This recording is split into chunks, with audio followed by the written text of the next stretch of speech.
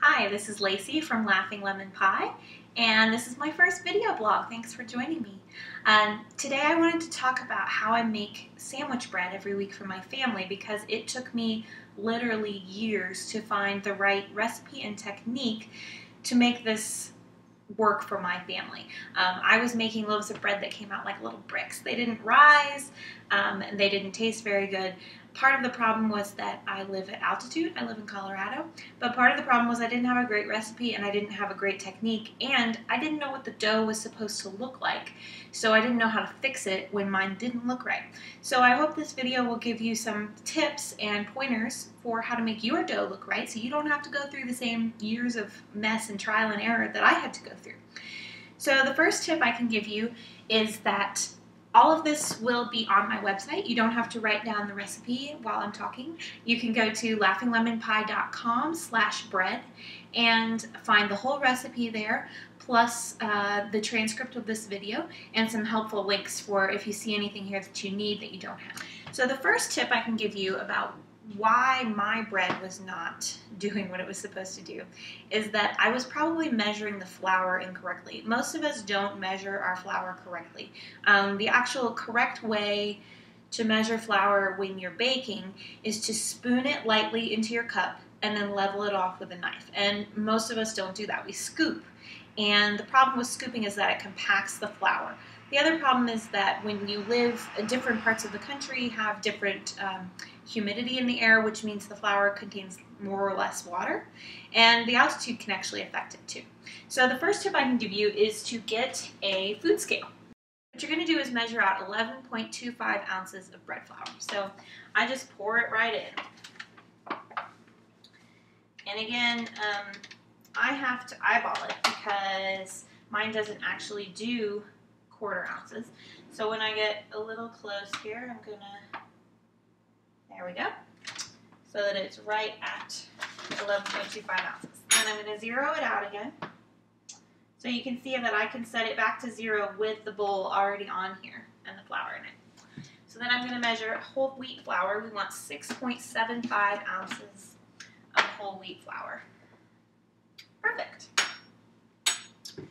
So then I'm going to fix this onto my mixer. So we're going to start with the paddle attachment. This is just so that we're going to mix our ingredients. So then next we're going to add all of our dry ingredients. So you have a teaspoon and a half of salt. Again, you don't have to write this down. You can go to laughinglemonpie.com/bread and I'll have the whole recipe there as well as a transcript of this video. So then we've got 2 tablespoons of sugar. You can also use honey or any other sweetener that you prefer. And then we've got 3 tablespoons of powdered milk. You can buy this at any grocery store, and it's good to have on hand. You know, in case of emergency, you run out of milk, you can always whip some up, but this is also really helps give the bread a nice tender crust and a really nice flavor. So then you're going to add a teaspoon and a half of instant yeast. And for high altitude people, I don't fix this very much. I don't change it very much. I just go with a full teaspoon and then a scant half teaspoon. It's funny that you actually need less leavening ingredients at altitude than you do at sea level. So I'm going to go ahead and put this down, turn it on, just let that mix together. And then we're going to add our fats. I'm using butter today, but you can also use vegetable shortening if you want. Both work just fine. So this is 2 tablespoons of butter at room temperature. And that's basically just going to cut into the flour a little bit there. So then the next thing you want is 1 1/4 cups of water at room temperature. And you'll probably need a tablespoon or 2 more than that, especially if you live in a dry climate like I do. If you live in a very humid climate, you might need a little less. So what I like to do is while the machine is running, I pour it in very, very slowly. This way I can see how the bread is coming together. What we're looking for is it's coming together in a ball. So right now it looks kind of like a shaggy mass of flour and water. As you start to get the flour incorporated, what I like to do is dribble the water right down the side of the bowl And that gives, if you run it right down the side, that gets any pockets of flour that might be in the very bottom of your bowl. So you just keep adding that slowly. And once it's all gone, you're going to look and see, I have still quite a bit of flour. So I'm going to get a little more water. Not even 1/4 of a cup here, just a couple of tablespoons. And again, I'm going to dribble that down the side of my bowl so it'll get that flour in the bottom. That's really what I'm looking for, is to make that all moist. So this is what our bread dough is going to look like right before we switch the hook. I'll show you, I'll turn this on. You'll be able to see that it's pulling away from the sides of the bowl.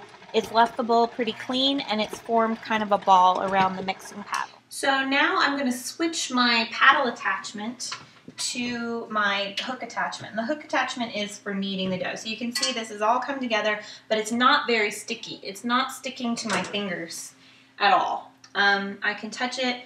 It's very tacky, but it's not sticking to my fingers. It's about the consistency of Play-Doh at this point. So we get all this off of our paddle attachment. You'll also probably still see little bits of, I can still see little bits of powdered milk in the dough here. That's not a problem. It'll get incorporated. So we're going to get this all off of our paddle, all that good dough. And we're going to switch to our hook attachment.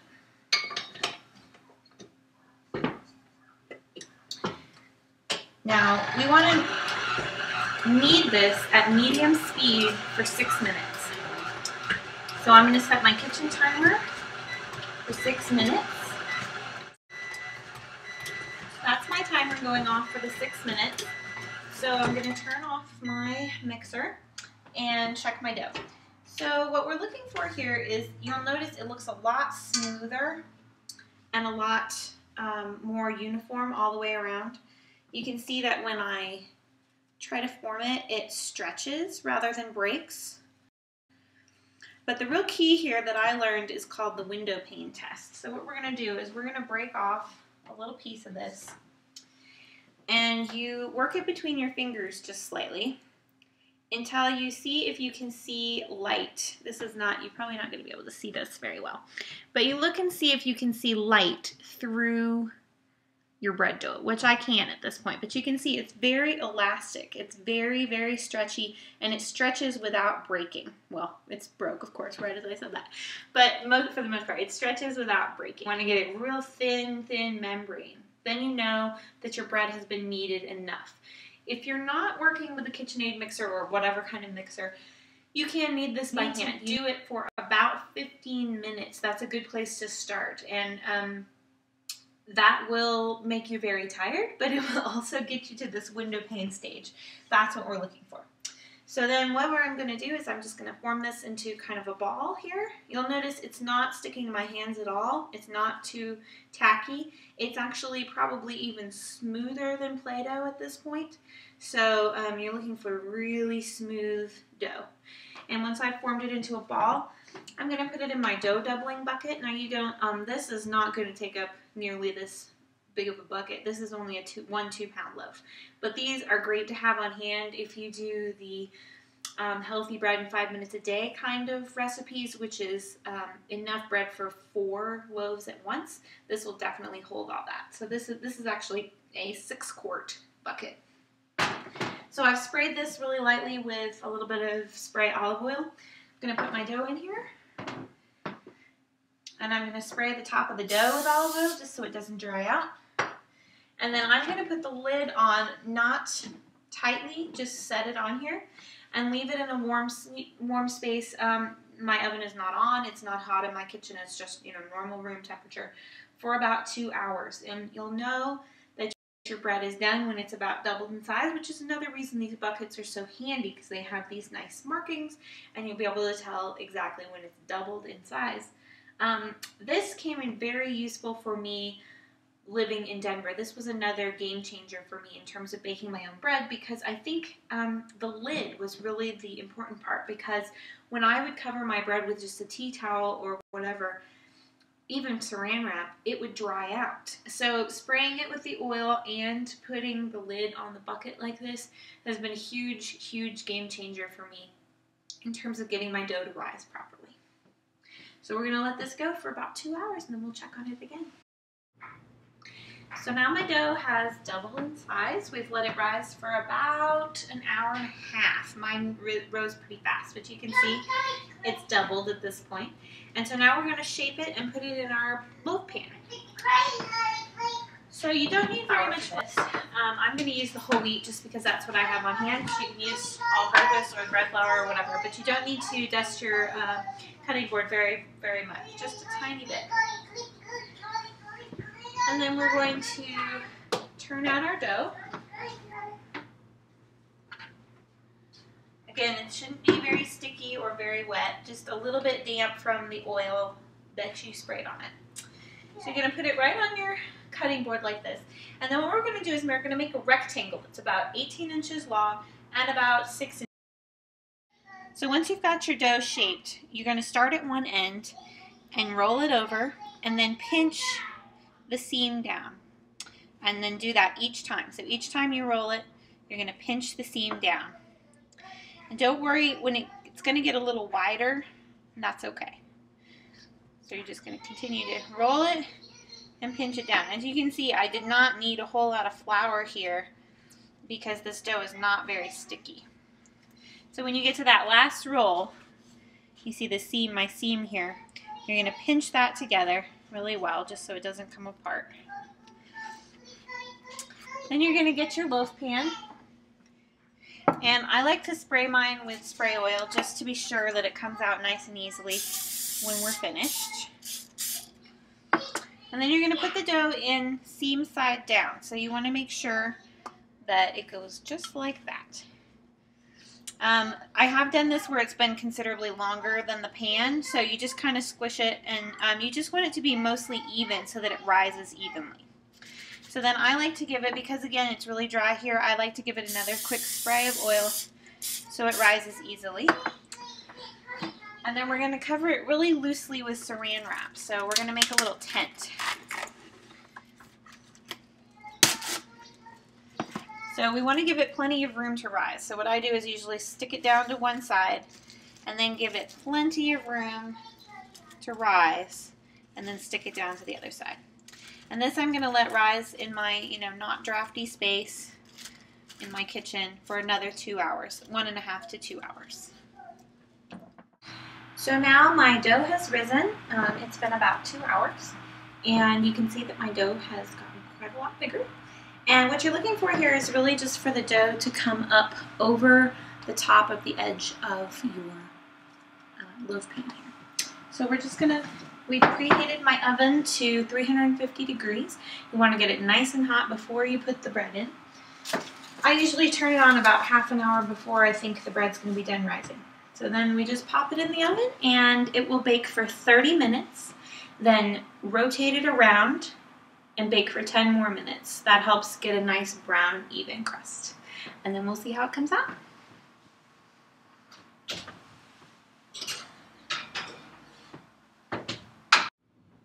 So my bread is done now, so we're going to take it out and take a look.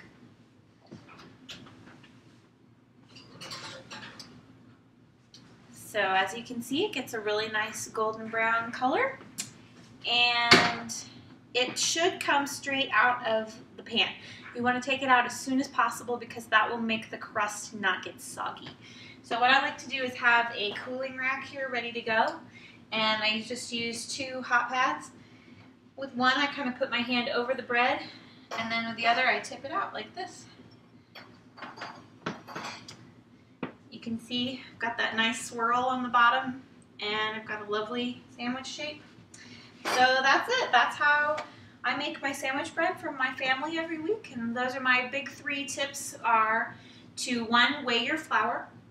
If you have a digital scale, you can weigh all your ingredients, but the flour is most important.